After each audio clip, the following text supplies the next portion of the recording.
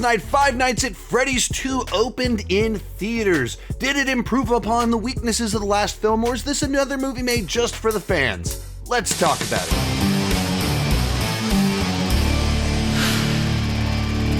Hi, my name is Sean, and I started this channel because I was driving everyone around me crazy talking about movies way too much. If you can relate, you're probably in the right place, and consider clicking that subscribe button. With that in mind, go ahead and join me down below in the comment section.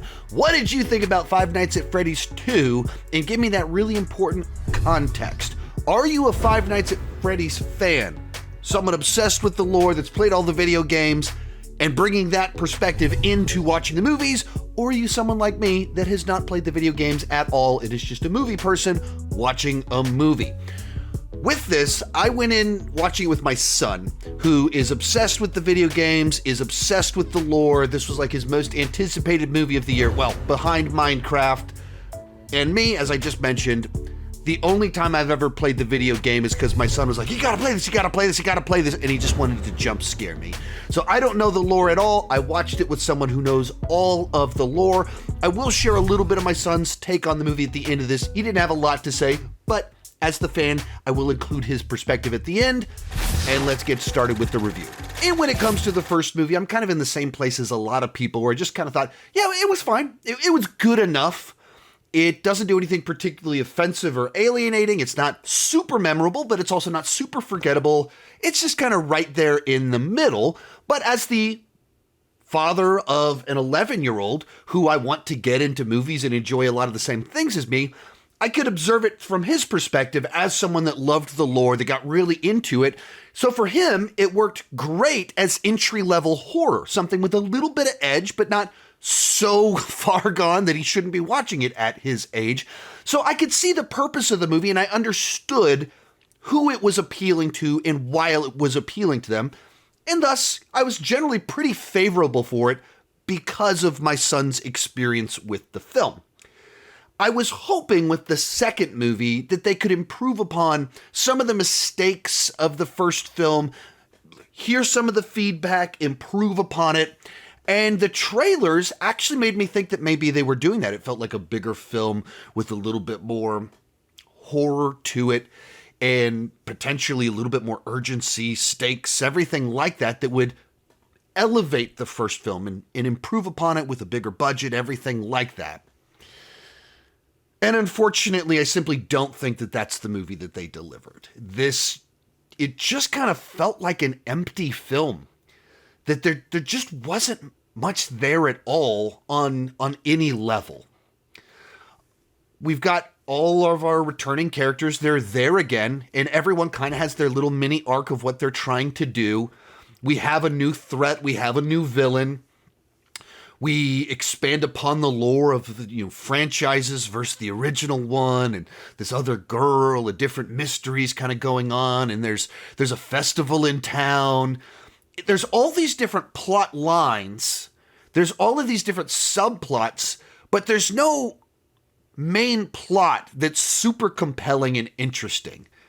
Like, there's something about the daughter being tricked into kind of freeing, or the sister being tricked into freeing the animatronics to have their revenge spree, because it basically treats the main plot of the movie as a reveal for the third act. It just feels like we're wandering through subplots kind of aimlessly, where so many things are happening, but also it feels like nothing is really happening because nothing is particularly meaningful. There's a ton of time spent on a middle school science fair in this horror movie about killer animatronics at a pizza place. So there's like so much time at this school, and you don't know what matters, what's important, and we're like incorporating in maybe ties back to the original family and developing animatronics. There's all this stuff about a fair, and some of it goes absolutely nowhere. Some of it is completely unimportant. There's no payoff to it. It's just like a detail in the background that's shown a little bit, but not in a meaningful way. Not that it, and that's kind of the whole movie just feels that way, of a bunch of ideas thrown together, none of them developed, none of them particularly compelling or interesting, just kind of things happening. That was really disappointing. And my understanding is that the whole movie's packed with little Easter eggs. And even kind of watching it, as I'm watching the movie, my son kept elbowing me and he'd whisper, "It's from game number 7. This is actually from game number 3. I'm like, you're not supposed to talk during movies, but also thank you because you're helping me understand what matters here in another sense. But the whole thing kind of had little things where, as the fan, he was picking up on all the little details and cared about this, that, and the other. But it was all just scattershot little references. The same way the plot was developed. It was just scattershot plot points, but not a through line pulling it together. That's kind of the way the whole thing felt. So if you're not someone that, so therefore is a fan of the video games, looking for Easter eggs, it just doesn't deliver any characters or plot lines or even enough thrills and scares to keep you hooked. It's just like, what's the point of the movie unless you want to go Easter egg hunting? Today's video is brought to you by ExpressVPN. So I just heard something pretty mind-blowing. Netflix has 18,000 titles available globally, but they only have about 7,000 titles available in the United States. You are missing out on thousands of titles unless you're using ExpressVPN. Netflix hides content from you based on your location, and ExpressVPN allows you to change your location so you can control where Netflix thinks that you are at. They have servers in 105 countries in all 50 United States, so you can gain access to thousands of new shows. Why should you go with ExpressVPN? First off, they have their lowest price ever. Plans start at just $3.49 for a month. That's just 12 cents per day. It's super easy to use. You literally just click one button to fire it up. One more click and you can change your location. Just to let you see what this looks like, if you go to Netflix in the United States, search for Batman, nothing comes up. You just fire up ExpressVPN. Let's move on over to Spain. Head on back over to Netflix, click for Batman again, and a ton of titles pop up. So be smart, stop paying full price for a streaming service only to get a limited fraction of the content. Get your money's worth at expressvpn.com/Chandler. Don't forget to use my link at expressvpn.com/Chandler to get up to 4 extra months of ExpressVPN. I think this one kind of even highlighted the fact that the main guy, Mike, is a really boring character. He's not remotely interesting at all. And so he's just kind of there, like, trying to figure out what to do with his sister, his love life. And he always feels so low energy and boring. Nothing vibrant, exciting about him.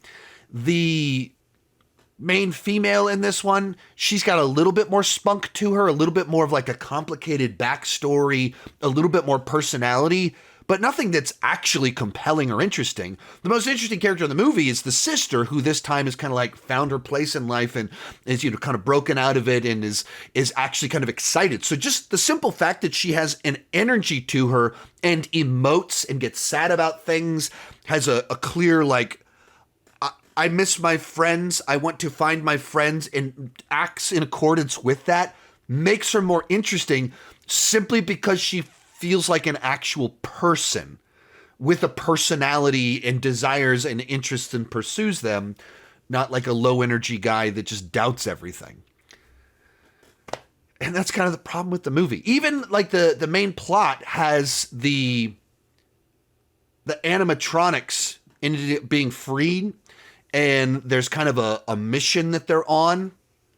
Like, what they set up is far more compelling than what the movie delivers. If you write on paper the setup that kind of takes place in the original sequence of the opening of the movie and kind of where it goes in the back half of the film, that sounds really interesting. And sounds like, oh, kind of cool. The way it's resolved, I don't want to get into spoilers, but the way that it ends up getting resolved in the end with kind of how it plays out with past lore and things like that is kind of the best idea in the movie. The execution, the way it is so unsatisfying, though. So underwhelming. And that's the whole movie. It's just a bunch of ideas thrown out there that none of them are delivered on. None of them feel like the satisfying version of a concept. It's just a bunch of first form of it. Rough draft ideas thrown together in what feels like a rough draft of the script, just enough to be able to go film it, and then just Easter eggs all thrown out throughout the entire thing. Like, there's one sequence in it that feels like it's pulled straight out of the games where there's a guy at a computer trying to do something and they keep walking towards him, and so he has to find a way to get them to back off.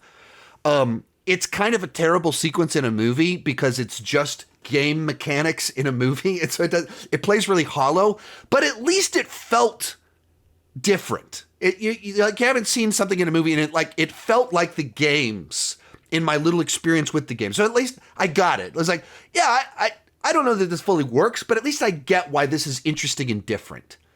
And the rest of the movie just lacked that energy entirely.